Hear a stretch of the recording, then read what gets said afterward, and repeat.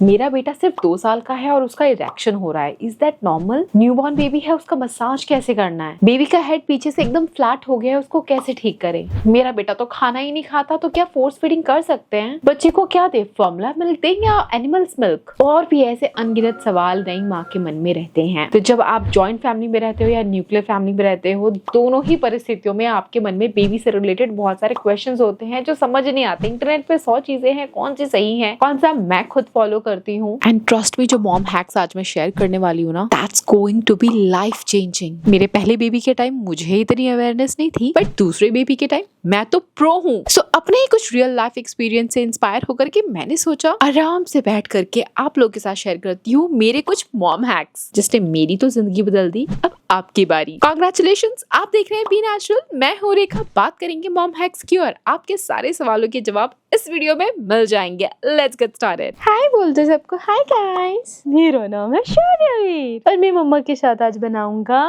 Mom hack पे video. Shauryaveer की बहन अमायरा वो सो रही है, शौर्यवीर शूट करने नहीं देगा। अगर मैं इसको गोदी में लेके बोलूंगी तो आप लोग मेरी बात सुनोगे, सिर्फ इसी को देखोगे? बताओ। ये अपनी भाषा में बहुत कुछ बोलना चाह रहा है। क्या बोलना चाह रहे हो?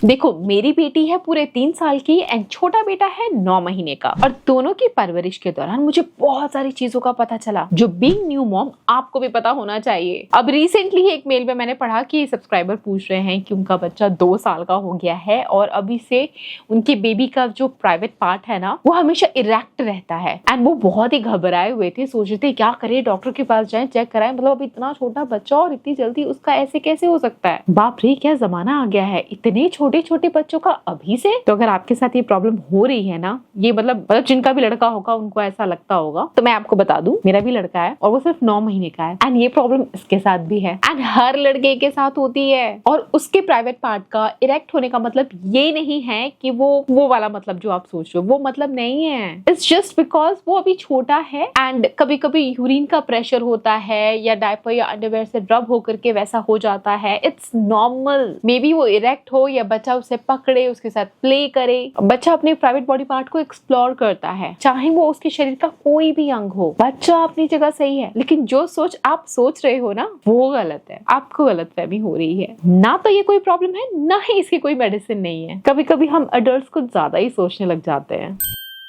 मुझे बहुत सारे क्वेश्चंस आए कि हमारा न्यूबॉर्न बेबी है एंड उसका सर पीछे से एकदम फ्लैट हो रहा है, उसके लिए क्या करें? तो पता है क्या होता है, नए बच्चे का काम क्या है? सोते रहना, लेटे रहना, दूध पीते रहना, है ना। और बेबी का जो हेड होता है ना, वो बहुत ही सॉफ्ट होता है। तो अगर वो एकदम बेड पे लेटे ही रहेगा तो एकदम चपटा हो जाता है। या कभी कभी बच्चे की अगर वैक्यूम के थ्रू डिलीवरी हो तब भी ऐसा होता है। तो आप कोशिश कर सकते हैं कि जब तक बच्चा 6 महीने का नहीं हो जाता ना, उसको जिस पिलो पे सिलाओ वो राई का पिलो होना चाहिए। राई मतलब मस्टर्ड सीड पिलो। ये आपको अमेज़न पे भी मिल जाएगा। आप चाहे तो घर पे भी DIY करके जो सरसों होता है उसको पिलो में डाल दो, छोटा सा पिलो बना लो सिल करके। या फिर बेबीज के लिए बहुत सारे स्पेशलाइज्ड पिलो आते हैं। मैंने भी एक पिलो यूज किया था, वो कुछ ऐसा दिखता था। तो इसकी वजह से बेबी का जो हेड है डायरेक्टली हार्ड सरफेस के कांटेक्ट में नहीं आता था। तो राई के पिलो से ज्यादा बेटर मुझे ये वाला पिलो यूज किया, जो मैंने शॉर्ट में भी कई बार दिखाया आपको। बाकी बीइंग पेरेंट, आप ये कोशिश करें कि अपने बच्चे को ज्यादा से ज्यादा बेली टाइम दे। टमी टाइम सुना होगा ना आपने, जब बच्चे को पेट के बल लिटा देते हैं तो बच्चे का सोने का तरीका भी थोड़ा चेंज हो जाता है ना। अब खुद ही इमेजिन करके देखो ना, सारा दिन हमें बोल दिया जाए ऐसे लेटे रहो, कितना अजीब सा बोरिंग लगेगा यार।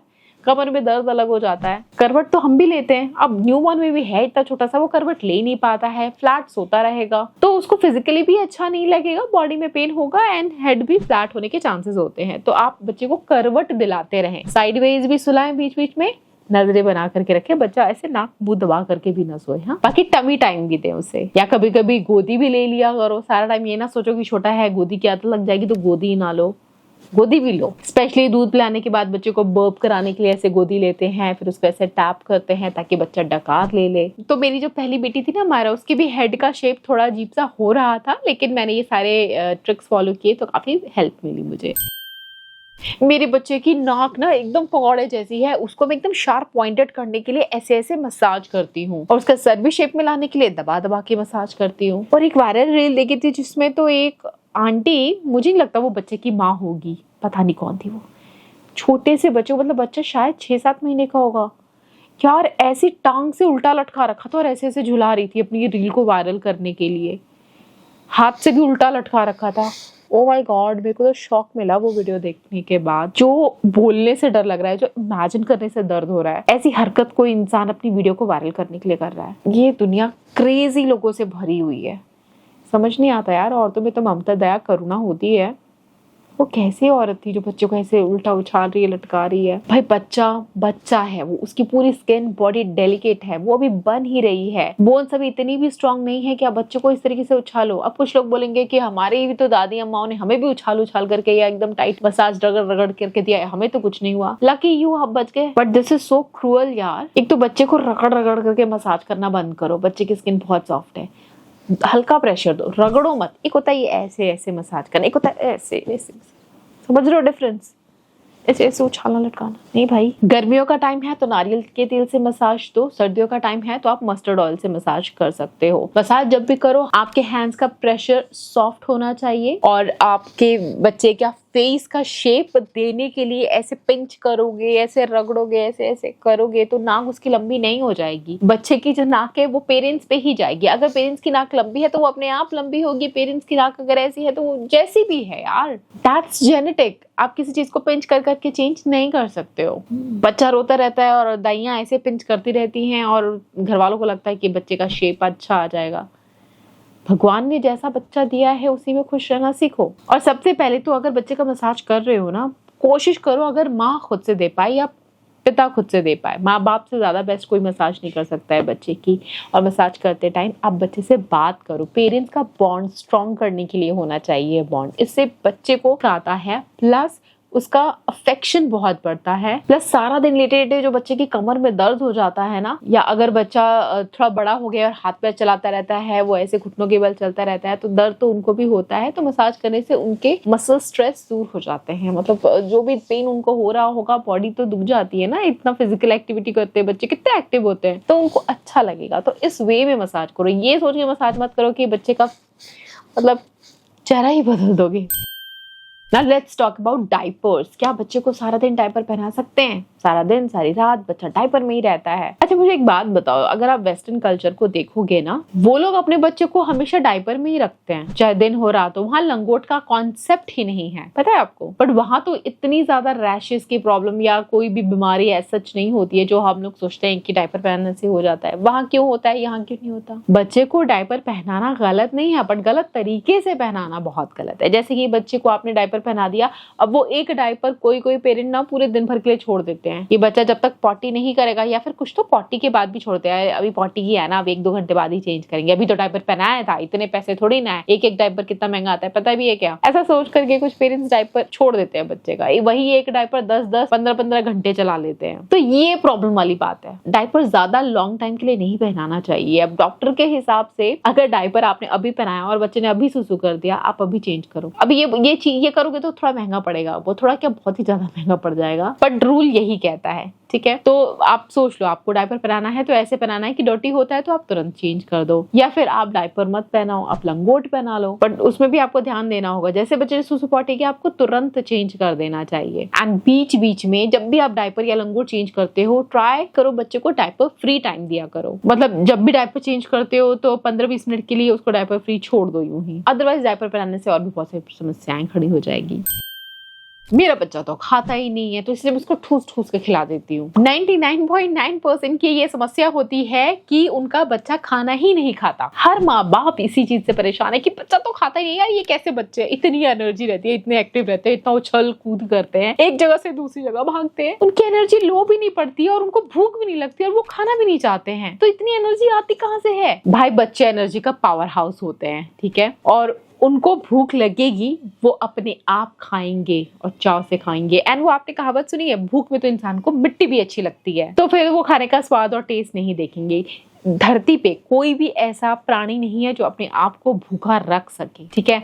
बच्चे को भूख लगेगी, वो खाएगा ही खाएगा, चाहे उसका फेवरेट खाना बना हो या ना बना हो। आप मत परेशान हो कि हाय मेरे बच्चे ने कुछ खाया नहीं है, फिर ठूस के खिला दिया। अगर हम अपने बच्चों को ठूस के खाना खिलाते हैं तो बच्चे को खाने से हेट हो जाता है, फिर वो खाने को एसोसिएट कर लेता है नेगेटिविटी से, फिर वो पिकी ईटर भी हो जाएगा और फिर आप जो चाहोगे वो खाएगा भी नहीं। तो इसीलिए बच्चे के सामने खाना रख दो, उसको भूख लगेगी वो खुद खा लेगा, नहीं खाता तो जाने दो, एक टाइम का आप मील स्किप कर दो। तो विदेशी लोग यही करते हैं, बच्चों के सामने खाना रख दिया, बच्चा खुद खाने को देखेगा, खेलेगा, एक्सप्लोर करेगा, कभी खाएगा कभी नहीं भी खाएगा, बट अगर उसने टच किया ना, बच्चे स्किन से जब वो टच करते हैं ना तो उनके ब्रेन में सिग्नल जाता है कि ये खाना है, ये कैसा है, ये टेस्ट करते हैं। फिर उनकी बॉडी उस खाने को पचाने के लिए एंजाइम्स बनाती है। तो खुद से खाने में जो बच्चा सीखता है, जो खाना बॉडी को लगता है ना, वो फोर्स फीडिंग में नहीं लगेगा। बच्चा कितनी क्वांटिटी में कितना ज्यादा खाना खा रहा है दैट इज नॉट इम्पोर्टेंट, बच्चा क्या खा रहा है दिस इज इम्पोर्टेंट। थोड़ा भी खाए लेकिन घर का हेल्दी खाना खाए, इंस्टेड ऑफ आजकल जो पेरेंट्स अपने बच्चों को सोचते हैं अरे मेरा बच्चा तो जूस ही पी रहा है, फिर वो कौन सा जूस पी रहा है, वो जो मार्केट में पैकेट वाला जूस होता है वो ला के देते हैं, सोचते हैं कि जूस ही तो पी रहा है। अब इग्नो, आज तक मैंने मेरी बच्ची को बाहर का कोई भी फ्रूट जूस नहीं दिया है, चॉकलेट नहीं दिया है, burger, pizza, French fries, noodles, momos मेरे बच्चे ने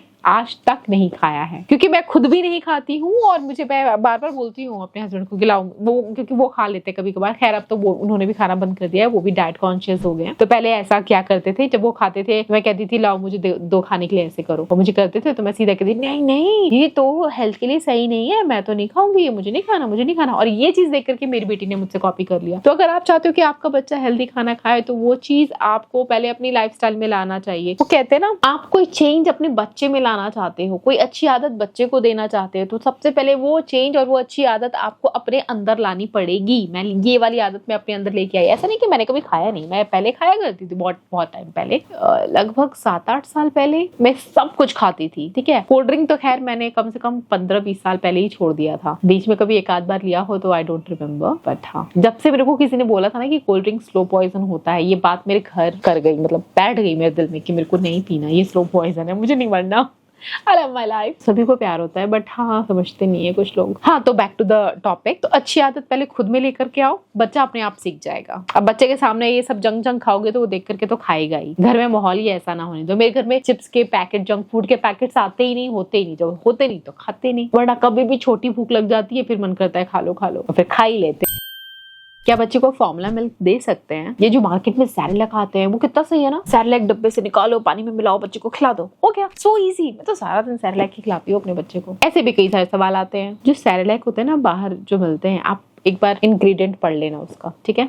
भारी मात्रा में प्रिजर्वेटिव्स एंड शुगर एडेड होती है। मैं सैरेलैक घर पे ही बना लेती हूँ। मैंने अपनी बहुत सारी पुरानी वीडियोस में भी शेयर किया है मैं कैसे बनाती हूँ। ये प्री मिक्स है, घर पे पहले से बना के रख लिया। अगर कभी बाहर जाना हुआ तो इसके अंदर सिर्फ एक गर्म पानी मिक्स करना होता है एंड वो मिला करके बच्चे को खिला दो। कितना सिंपल है and this is very healthy and delicious. मीठा भी है बट चीनी के बिना। चीनी नहीं खाना है। खजूर से डायरेक्ट अगर आप मिठास लेकर के बच्चे के खाने में डाल करके दो, या अगर आपको कुछ बच्चे को मीठा खिलाना है तो उसके अंदर आप कोई भी फ्रूट डाल दो जो मीठा हो, जैसे कि बनाना हो या मैंगो हो, तो ऐसे करके आप स्वीट आप बच्चे को दे सकते हैं। That too in adequate amount. तो ये जो प्री मिक्स मैंने बनाया है इसको बनाने के लिए सिंपली आप कुछ ड्राई फ्रूट्स को और मखाने या पफ्ड राइस इन सबको रोस्ट करके ग्राइंड कर दो और खजूर भी ग्राइंड करके इसके अंदर मिठास स्वाद अनुसार डाल लो। प्री मिक्स पाउडर तैयार हो जाता है। तो ये मेरे हमेशा डायपर बैग में रहता है। काफी इजी टू मेक है। घर पे भी खिलाओ, बाहर भी जाते हो तब भी खिला सकते हो। सैरेलैक देने की क्या जरूरत है जब घर पे हम खुद बना सकते हैं यार। सैरेलैक तो अपने बच्चों को वो लोग देते हैं जिनको अवेयरनेस ही नहीं है शुगर के बारे में, पर आजकल के बहुत सारे पेरेंट्स को है। So just try to make this.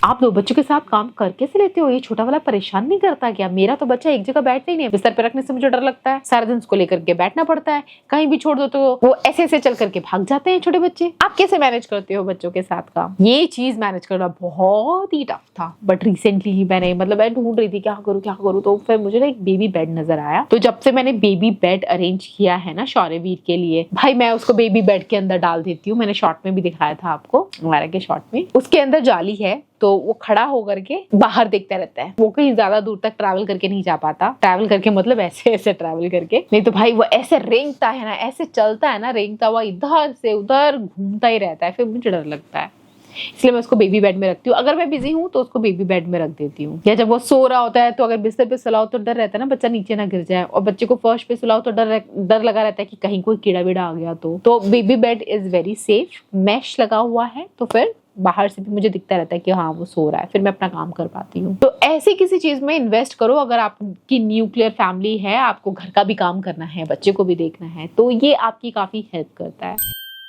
बच्चे की टैंट्रम्स कैसे संभालते हो यार? मेरा बच्चा एक बार रोना स्टार्ट करता है तो चुप ही नहीं होता, इतना तेज तेज गला फाड़ करके रोता है। तो बच्चे को चुप कराने का सबसे आसान तरीका क्या है? मैं एक हैक बताती हूँ आपको, ठीक है? ये बच्चों को भी चुप कराने के काम आएगा एंड अडल्ट को भी शांत कराने के काम आएगा। Psychologically this is impossible to drink and cry, मतलब दोनों काम एक साथ नहीं कर सकते हो कि आप रो भी रहे हो पानी भी पी रहे हो। नहीं, रो रहे हो और कोई बोल दे पानी पीने के लिए तो पानी पीना है तो आपको चुप होना पड़ेगा। और पानी पीते पीते एक बार बच्चा या अडल्ट चुप हो गया, फिर आप उससे काम करने के लिए कुछ भी कर सकते हो, कुछ बोल सकते हो, ब्रीद इन की एक्सरसाइज करा सकते हो या आप उससे बात कर सकते हो। तो बच्चे का टैंट्रम आपको अगर स्मार्टली टैकल करना है, उनको बोलो हाँ ठीक है रो लेना, थोड़ा सा पानी पी लो, एक बार पानी पी लो, थोड़ा सा पानी पी लो, ऐसे पानी पिला के देखो। और फिर बच्चे को समझने की कोशिश करो, ठीक है? ये मत बोलो कि हाँ जमीन ने मार दिया, बॉल ने मार दिया, हप कर दो। ऐसे ऐसे हम करते हैं ना बचपन में यार, हमारे साथ ऐसे बहुत होता था और मैं भी ऐसे किया करती थी बड़े होकर के, दीदी भैया के बच्चों के लिए भी। लेकिन अभी थोड़ा अवेयरनेस हुआ तो समझ आया कि ये करके हम क्या ही सिखा रहे हैं कि अगर हमें चोट लगी है तो दीवार की गलती है या जमीन की गलती है? गलती हमारी है जो हम अच्छे से नहीं चल रहे थे।